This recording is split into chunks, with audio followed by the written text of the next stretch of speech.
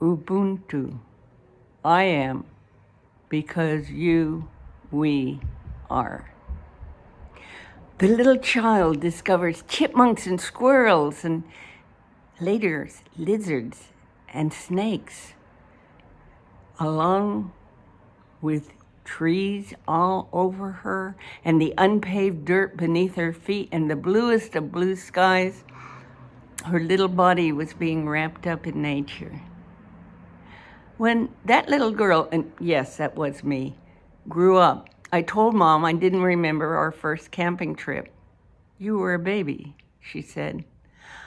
I didn't realize then that I was a member of a privileged minority in the city, till, as a young woman, I was driving with a teenage friend through the mountains whose foothills nestled both her and my homes. She pointed to a patch of snow that the summer heat hadn't yet gotten around to and asked, "What's that?" "It's snow," I said. "No, really." "It is snow." "Quit kidding. What is it really?" "Okay, it's white sand." "Oh, okay." That's when I pulled over. "Donna, get out," I commanded, and she followed me over to the nearest blanket of whiteness and joined me in picking up a handful. I stood there watching her hold this gift from nature the way someone else might hold a handful of diamonds. And I realized then what a blessed childhood I had lived. But it wasn't till later that Indigenous people taught me that this connection with all our relations was the way of life for their people, which they could have given us had not my ancestors stomped on it.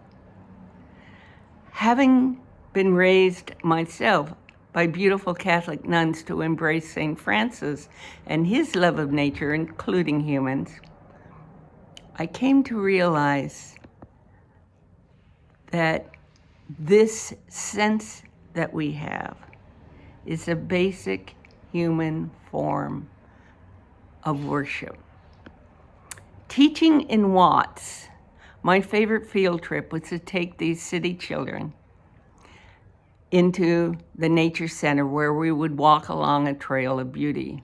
One year, a boy with a nearly irrepressible urge to talk out in class hung back from his classmates with another couple of boys. I walked behind them, observing their whispering and pointing out wonders to each other. Sammy turned to me and said, "Miss Likens, we're staying back from them because they're talking." And in wonderment, I thought, Sammy's discovered quiet. If I had the power, I would take every child off into nature so they could have what I had. And I'd take every lonely, bitter, abused person there to let them heal. I'm closing with a poem that wrote itself inside of me during a yoga retreat, A Tree at Night. A tree at day has the sun to sparkle its leaves and make vivid its browns from its blacks, from its grays, from its greens.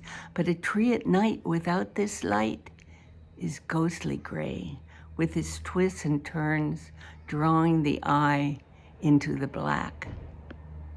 I walked among ancient oaks, stars sprinkling their light into spaces encircled by darkened foliage.